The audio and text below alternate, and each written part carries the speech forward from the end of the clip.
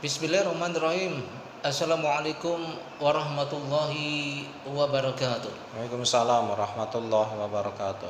Alhamdulillahi rabbil alamin. Wassalatu wassalamu ala ashrafil anbiya'i wal mursalin wa ala alihi wa sahbihi ajma'in, amma ba'd. Saudaraku, sahabatku, hadirin dimanapun berada, izinkan kami dari media dakwah Subulus Salam, Kampung Sirawa, Cirebon, Jawa Barat, Indonesia, ikut memberikan pendapat, sikap dengan situasi yang membuat kita semua prihatin tentang halnya wabah COVID-19 atau Corona yang menyebabkan semua tataran kehidupan menjadi luar biasa berpengaruh. Ekonomi kita bisa lihat keadaannya bagaimana. Pendidikan terhambat. Komunikasi, sosial masyarakat, pengangguran di mana-mana. Dampak yang luar biasa dengan COVID-19 ini. Bahkan termasuk kegiatan ibadah pun hampir-hampir membuat kita merasa ketakutan, takut tertular atau takut menularkan gara-gara COVID-19. Nah, untuk itu saya pribadi, Asep Hadi, kemudian di samping saya yang saya cintai, sahabat saya Pak Ustadz Rahmat Yasin, dalam hal ini akan berdialog langsung melalui channel media dakwah Subulus Salam. Apa kabar untuk Ustadz? Alhamdulillah baik. Alhamdulillah baik, sama-sama ya. Nah, langsung saja Pak Ustadz atau sahabatku, bahwa fenomena sekarang ini mestinya menjadikan sebuah pembelajaran, hikmah, ibroh, agar tetap kita menunjukkan eksistensinya sebagai hamba Allah, makin dekat dengan Allah, karena bagaimanapun ini bagian daripada ujian yang Allah berikan kepada kita semuanya. Atau ada sesuatu yang bisa ambil petik pelajarannya, agar kita tidak dalam konteks takut yang berlebihan, yang takut tidak beralasan. Jangan menjadikan alasan COVID kemudian kita malas untuk beribadah, malas untuk baca Al-Quran, malas untuk ke masjid. Ini bagaimana kiat atau pandangan Pak Ustadz Rahmat dalam hal ini menyikapi situasi sekarang yang masih terus terjadi? Baik, terima kasih sahabat-sahabat sekalian yang dimuliakan Allah. Kita bangsa Indonesia, bahkan masyarakat dunia saat ini sedang dilanda sebuah musibah, yakni COVID-19 atau virus corona, yang kemudian bisa memporak-porandakan berbagai sektor kehidupan kita manusia. Maka bagi kita orang-orang yang beriman, tentu ini semua memiliki hikmah. Disadari atau tidak, Betul. dirasakan atau tidak, hikmah itu pasti ada. Pelajaran ya. Pelajaran diantaranya yang pertama, mungkin yang perlu kita yakini dari kita seorang mukmin, yakinkan di dalam hati kita bahwa apa yang terjadi di muka bumi ini, baik sesuatu yang menyenangkan maupun sesuatu yang tidak menyenangkan, itu adalah datangnya dari Allah Subhanahu wa Ta'ala. Atas izin Allah, atas kehendak Allah, maka bagi kita orang mukmin tentu harus menerima ini semua. Illa biiznillah ya. Iya. Kemudian disinilah kualitas seseorang itu nanti akan dinilai oleh Allah tergantung sikap yang muncul di dalam hatinya. Manakala kemudian dalam hati seseorang ketika diuji dengan sebuah sesuatu yang kurang mengenakan, misalnya virus corona, sehingga sektor perekonomian lumpuh, pendidikan terhenti, kemudian pengangguran di mana-mana, pengangguran di mana-mana, itu semua kalau kita yakini bahwa ini semua sudah didesain oleh Allah, ketika kita menerimanya dengan ikhlas, bahkan kemudian berlapang dada, maka pahala besar disediakan oleh Allah, dan kemudian Allah akan ganti dengan sesuatu yang lebih baik daripada yang kita alami saat ini. Yang kedua, ternyata ini menjadi renungan buat kita semua, bahwa selama ini kita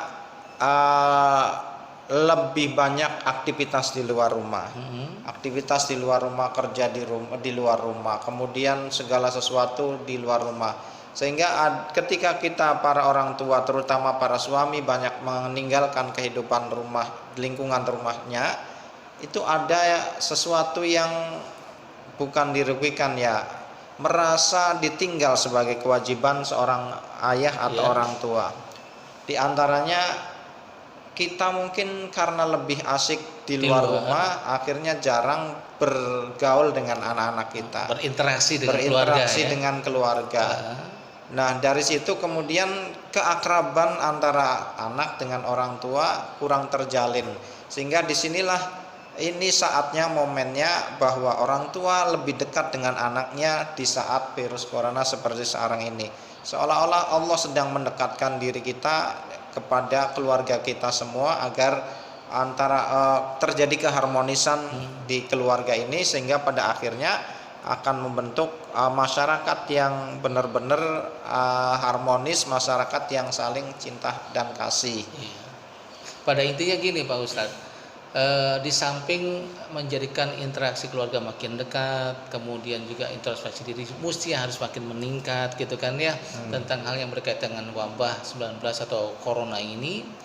Justru sebaliknya lah, bahwa kita tidak menjadi sebuah kendala ya untuk kita, katakanlah kita sebagai seorang katakanlah pendakwah, dai, ustadz, menjadi kendala, nggak ada jamaah nih karena nggak boleh kumpul-kumpul nih ya kan, begitu ya. Kemudian nggak boleh keluar nih, jadi kita berinteraksi dengan para ulama, kemudian akhirnya merasa tersekat gitu loh, nggak bisa ngobrol langsung. Tetapi kita sikapi bahwa kami berdua ini dari media dakwah Subulus Salam memberikan solusi barangkali salah satunya.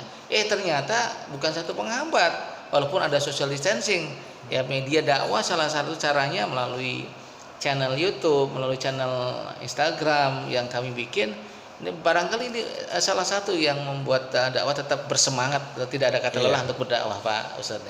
Dan ini di antara sekian banyak hikmah yang muncul bagi kami, terutama orang-orang yang terjun di medan dakwah, yang dulu sebelum virus corona itu dakwah kita dakwah secara langsung, live ya, berhadapan antara pemberi materi dengan yang mustamiknya atau hadirinnya, berkumpul dalam satu tempat. Maka saat virus corona itu menghampiri kita semua, ini sudah tidak mungkin lagi dilaksanakan, karena akibat atau dampak yang akan muncul dari perkumpulan yang sangat banyak itulah yang bisa menyebabkan nanti penularan virus satu orang ke orang lain, dan ini berakibat lebih buruk. Makanya kita siasati, kalau kemudian kita bagaimana caranya dakwah tetap berlanjut, kemudian hadirin atau masyarakat atau umat tetap bisa merasakan kehadiran para ustadznya yang menyejukkan, terus saja mendapat ilmu-ilmu, maka ya ini salah satunya memanfaatkan dunia media sosial. Masya Allah, ini artinya tidak ada tidak ada perasaan terhalang atau menjadi susah. Ini justru bagian dakwah kita semuanya agar lebih mengeksplor kemampuan kita, betul nggak? Ternyata memang dari sudut pandang Islam tidak skup kecil aja, yang penting ngumpul-ngumpul dakwah, tidak seperti itu. Ternyata dari sebab seperti itu tetap ilmu, artinya keislaman kita harus kita tingkatkan, tidak ada kata lelah untuk belajar, dan media dakwah itu sarana fikut dakwah lah kalau kita bahasa pendakwah terus saya, sehingga lebih tahu, lebih mengena. Mungkin ini PR buat kita semuanya Pak Ustadz. Karena bagaimanapun sisi lain secara introspeksi diri, muhasabah, mungkin bisa jadi kita kurang dakwahnya, sehingga kurang greget, sehingga timbul dampak negatif sebab dari corona, meningkatnya kejahatan, meningkatnya Masya Allah kengerian luar biasa di sosial masyarakat, yang ini buat PR dan keprihatinan buat kita nih. Nah, menyikapi ini media dakwah Subulus Salam bagaimana nih dengan media dakwah yang baru sumur jagung ini, Masya Allah nih?